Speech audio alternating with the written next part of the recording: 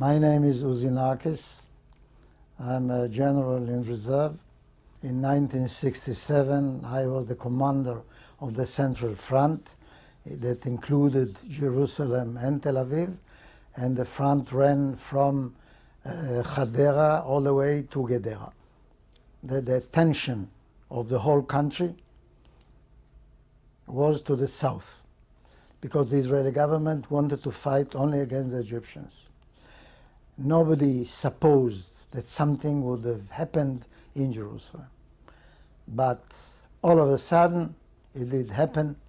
The Jordanians shelled Jerusalem, and then on June the 5th, 1967, it was a Monday, I had to decide whether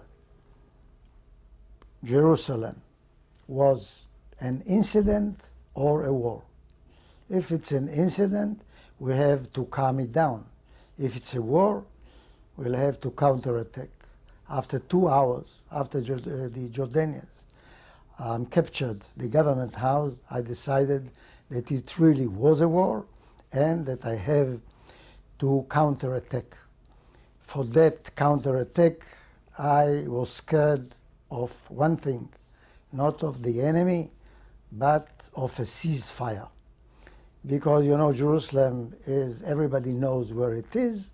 It's so complicated a subject, and I was afraid of a ceasefire that would be decided by the Security Council in New York, because when we began, it was Monday afternoon. Monday afternoon in New York, it's already 9 o'clock or 10 o'clock. That's why I decided to do everything as to do it as quickly as possible. At the beginning, there was almost nobody here, except one brigade, the Jerusalem Brigade. And then I got another brigade, the 10th Brigade, Harel, in which I fought, and the commander of that brigade fought in 1948. So it was also symbolic. And then the paratroopers arrived. Instead of fighting as an additional force in the Sinai, they came to Jerusalem. And then I said to myself, hallelujah, I'll be able to do it. At night, about 2 o'clock in the morning, I asked the general staff, what do they think? When do we have to begin? To begin the attack on the old city of Jerusalem. They said, why won't you wait for the morning? Then you'll have heavy artillery and the Air Force. So I said, heavy artillery, forget about it. I know, everything is in the south. So nothing will arrive until tomorrow. Secondly, the Air Force, they're the best that we have, but sometimes they miss and they hit something else instead of the real target. And East Jerusalem is a concentration of holy places. So I prefer to begin immediately, although we didn't have more than 3 hours of nighttime. I consulted with Colonel Gur, the commander of the paratroopers, and he agreed, and the paratroopers commanders, battalion commanders agreed too. So at 2 o'clock in the morning, we did begin. And at about 5 o'clock in the morning, 6 o'clock in the morning, the whole line, fortified line that divided Jerusalem into west and east was broken through. Tuesday, Moshe Dayan calls me, Uzi, I heard that the road to Mount Scopus is open. I said, okay, I'd like to come and visit it, as if he wanted to cut the ribbon. I said, why not? Please come. He came, Ezer Weizmann came too, and we took a jeep and went up to Mount Scopus and stood on the roof of the National Library of the old Hebrew University, and we were staring at the Muslim besieged city between the walls, the old city. And I said to Dayan, Moshe, 2,000 years ago, 2 people were standing here, also staring at the old city of Jerusalem. They were General Titus, the Roman chief of staff, and Josephus Flavius, who wrote the history. And Titus says to Flavius, I'm going to level this evil city of Jerusalem, who brings me most of the troubles in my empire, to such a degree that it would never survive and come up of its ashes. So he writes down. He did what he said. But 2,000 years later, where are the Romans, Moshe? We are here. So we were there. So I said to Moshe Dayan, Moshe, now I need the political authorization to break through into the old city of Jerusalem, because it needed a political authorization. And as I said already, I was really afraid of a resolution, a ceasefire resolution. It could have come any minute. So he says, why do you need all this Vatican, between the world? So I said, yes, I think that we need it. And then after Tuesday comes Wednesday morning, 6 o'clock, comes the political authorization. The Israeli government decided that I'm authorized to break through into the old city of Jerusalem, and it came through the low and calm voice of Chaim Bar-Lev. And he says, Uzi, you must immediately break through into the old city of Jerusalem. Do it intelligently, but very quickly. We are afraid of a ceasefire.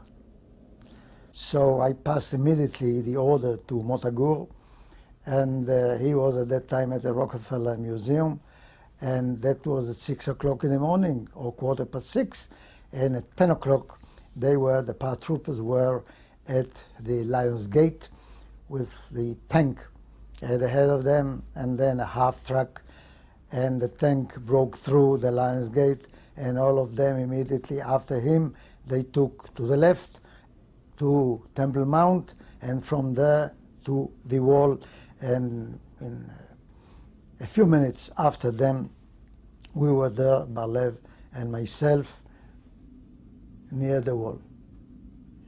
Here I would like to raise a vote of thanks to King Hussein, because King Hussein decided not to continue the war.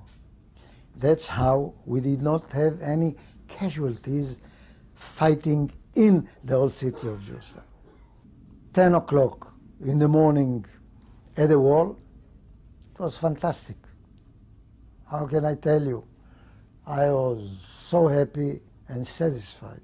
Happy that we were there, and satisfied that destiny chose me to be the messenger of the people of Israel to bring back the wall into the midst of the Jewish people.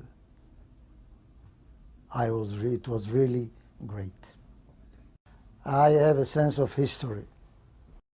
I was born in Jerusalem, raised in Jerusalem, fought for Jerusalem in 1948, and in my stomach in 67, among all the sentiments, what I had in myself was that this time it was an opportunity to heal what we missed in 1948.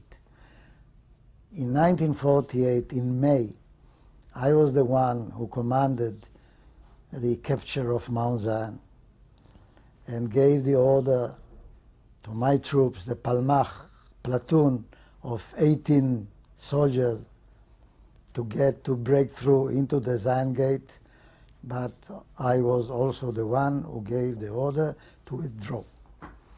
And after 19 years, it was again the same commander, but that time who gave the order, to liberate the old city of Jerusalem. So what does it mean? That historically speaking, after 19 years, I was compensated.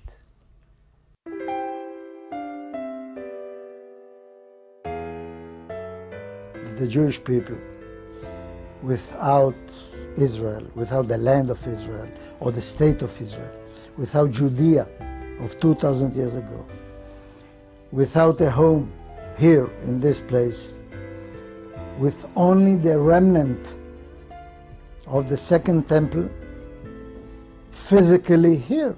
Nobody knew where it was, but spiritually in the heart of every Jew, a religious one, a secular one.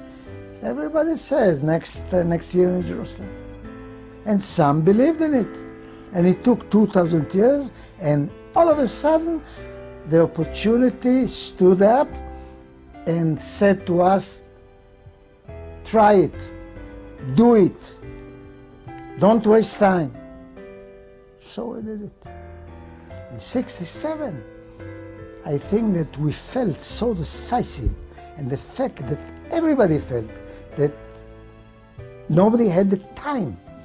You know, it was not a question of 3 months or 4 months, it was a question of a few hours. Because if, as we say in Hebrew, chas v'chalila, God forbid, a ceasefire takes place, I think that everybody, not only the commanders, not only Mota Gur, Uri Ben Ari, Eliezer Amitai, but the soldiers themselves, they understood what happened, that it was an opportunity and we have to do everything, including exposing, you know, one's own life.